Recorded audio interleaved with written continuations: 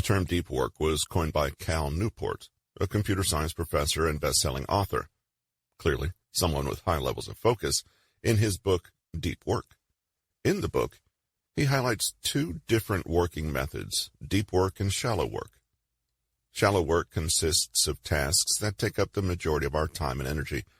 They're the tasks that keep us busy, and as Cal Newport puts it, they keep the lights on. Checking your emails, having meetings, invoicing clients, and making your PowerPoint presentation visually appealing are all examples of shallow work. Are they important? Of course. But they are the difference makers, and they're not the things that will lead to creation and innovation. This work won't produce results that will get you a promotion or solve a company-wide problem. It's quite simply just work we must do. Because this type of work is not cognitively demanding, we can balance it quite easily with distractions. If you're midway through checking your emails and suddenly your phone buzzes and you need to reply to a few texts, you'll find it relatively easy to switch back to focusing on your emails when those texts have been sent. While these tasks require attention, the attention is not intense, and you can flit between tasks because of how little brain power is required to complete them. In contrast, deep work requires focus, lots of focus. It requires brain power and a distraction-free environment. Think of tasks like coding, creative writing, and complex problem-solving. The kind of tasks that you could lose all sense of time while completing if only you didn't keep checking your phone. This is the type of work that produces quality, and it's becoming increasingly rare. Let's give another example. You've been deep working for 20 minutes on researching a new article. Your phone buzzes, and you begin to answer a few texts. When you try to go back to focusing on your research, you can't. You lose the momentum of your focus, and the discomfort required to re-enter the deep work state only makes further distractions more appealing. So you decide to open your emails and complete some other shallow tasks. Within 30 minutes, you're on YouTube, watching a video of a dog trying to carry 2 tennis balls in its mouth at the same time. Okay, that might have gotten a little bit specific, but hopefully you get the point. Cognitively demanding tasks cannot be maintained with distractions. One of the biggest advantages of being able to deep work often and for longer is this: not many people can. The Western world is so bombarded with high dopamine distractions that it's no wonder we're losing our ability to concentrate and put distractions aside for even relatively short periods of time. While this is a problem on a societal level, it offers huge opportunities on the individual level. If you can train yourself to work free of disturbances on things that are difficult to do, you will have a huge competitive advantage over those who cannot. If you can produce in an hour what others produce in a day, you'll be more successful than those people. The ability to focus and avoid distraction and interruption is fast becoming a superpower. However, you don't need to be bitten by a radioactive spider or go through secret military experiments to get it. What you need to do is much scarier than that. Make yourself comfortable with being uncomfortable. Learning how to deep work is a great way to practice this skill. Okay, so we've established that deep work is important. Now, here's the fun bit. How can you get better at deep working and make it a more consistent part of your life? One of the fundamental steps to increasing the amount of deep work you can achieve is simple, and we've actually just done it. We've defined it. Deep working should now mean something to you. You should be able to identify what parts of your workload will require deep work and which parts you can do while shallow working. Try putting these differences into writing. On a piece of paper, draw out 2 columns. Label these deep work and shallow work. Think about all the tasks your work requires you to do and put each task under one of these categories. Just knowing the differences and knowing when you need to use different working styles is fundamental to implementing them successfully in life. The next step is to think about what exactly your deep work sessions will look like. It's important to have a clear picture in your head. How do you plan to minimize distractions? How long is a deep work session for you? Will you take breaks? What parts of your environment can you change to make them less distracting? What will you do with your phone? What happens if someone distracts you? How do you get back into the flow of deep work if a distraction does occur? It's good to be prepared and plan for these situations so you're not relying solely on emotive decisions in the moment. The way you deep work should be kept consistent. Cal Newport even recommends having deep working rituals in place. These serve to subconsciously reinforce that you are about to start deep working. Newport's own ritual looks a bit like this. He'll take the same walk to work, different from his regular, go to the same office space, and make the same coffee in the same cup. These actions are purposely different to those he does when his goal is shallow work, and they help his brain seamlessly slip into deep work mode. What rituals can you implement to help you? Are you able to work in a different location? Are you able to drink something different? Maybe playing a certain type of music or doing breath work before can be part of your ritual. Whatever you choose, ritualizing deep work is a fantastic way to distinguish it from other work commitments. Planning, protecting, and measuring deep work.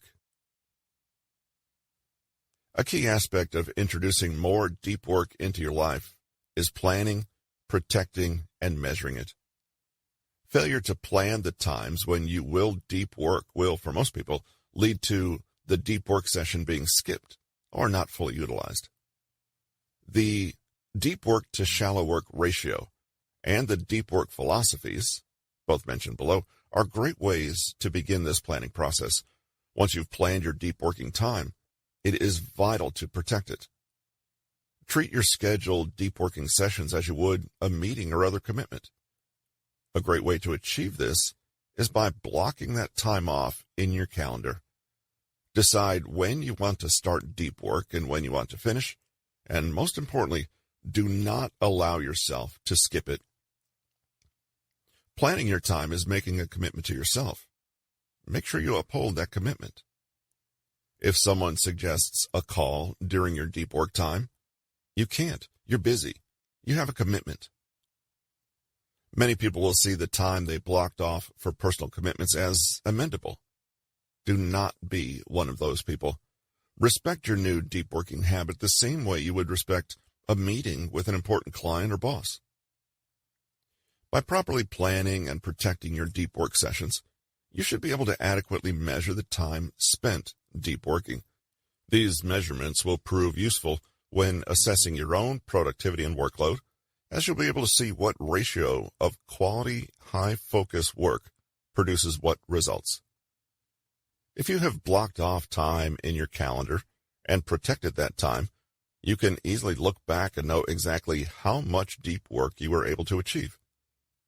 This is also a good point to remind you that deep working is a skill, and like all skills, you can get better at it. Being able to focus your attention on a cognitively demanding task for long periods is difficult. If you're not used to working in this manner, then spending 1 hour straight on deep work might be too long. There's no shame in starting small and building a great deep working habit over time. The deep work to shallow work ratio. By now, you should have a clear idea of which of your tasks require deep work and which require shallow work. The next part is to work out the perfect ratio of working hours between each working method. How many hours a week should you spend on deep work? How many hours a week should you spend on shallow work? Although each job role will have a different answer, Cal Newport identifies knowing the answer to be vital to the implementation of deep work and increased productivity. If you are employed, this will be something you figure out with your boss or manager. How long do they want you to spend replying to emails? How long do they want you to spend on project proposals? By knowing your ratio, you can identify when things aren't working for whatever reason. For example, if your boss and you identify that the perfect ratio is 1-to-1, with 20 hours a week being spent on shallow work and 20 hours being spent on deep work, then a week where you're only able to achieve 3 hours of deep work highlights a problem. This problem could be with your workload or with the ratio, but it should open up a productive conversation with your boss or manager. Deep work philosophies.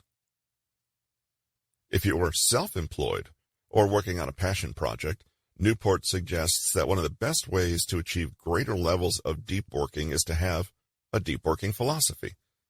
This philosophy will be critical to your ability to implement deep work into your day-to-day life, as it will guide your scheduling decisions. Different people in different fields will find value in different scheduling philosophies. The way a stockbroker fits deep work into his workday will likely be completely different from how a life coach does. For this reason, it's important to think realistically, not just ideally, about which would be best suited for you. The following philosophies, as outlined by Newport in his book, should serve as a good starting point. Monastic. This philosophy's core principle is to increase deep work time by eliminating or radically reducing shallow work commitments. A famous example of this would be JK Rowling in her efforts to complete the final Harry Potter book. Rowling checked herself into a 5-star hotel and made finishing the book her sole commitment. She ended up staying at the Balmoral Hotel for 6 months. This seems like quite a radical move, but for Rowling, it was perfect for eliminating any distractions and shallow work commitments that weren't serving her current goal. Bimodal. As the name suggests, the bimodal philosophy involves dividing your time between two modes, deep and shallow. You'll switch modes either on a weekly or monthly basis to best achieve the perfect balance needed for your goals. For example, you might choose to spend one entire month working on the code for a new app you're building, and then the following month sending emails and working on the promotional aspects of the project. Rhythmic. This involves shifting between deep work and shallow work on a daily schedule. For example, scheduling 2 hours of deep work first thing every morning, and then allowing the rest of the day to be occupied by shallow work. Journalistic. This method involves opportunistically fitting in deep work whenever you can. This method would work well for those who have a constantly changing schedule. For example, if the majority of your day needs to be taken up with shallow work tasks, you might find opportunities to have a deep work session when a meeting gets canceled or when you unexpectedly finish your workload for the day early. As you can see, deep work is pretty individual. Different jobs, workloads, lifestyles, and personalities will benefit from different methods and attitudes to deep working. Finding your own style of deep work may take some time, and doing the cognitive reps to get you to sustain that focus may take even longer, but the rewards of habitual deep focus on cognitively demanding tasks have never been higher.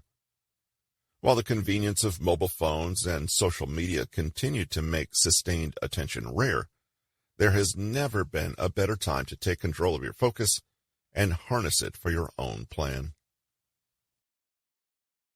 This has been The Lifelong Learner: How to Develop Yourself, Continually Grow, Expand Your Horizons, and Pursue Anything. Written by Peter Hollins, narrated by Russell Newton. Copyright 2023 by Peter Hollins. Production copyright by Peter Hollins.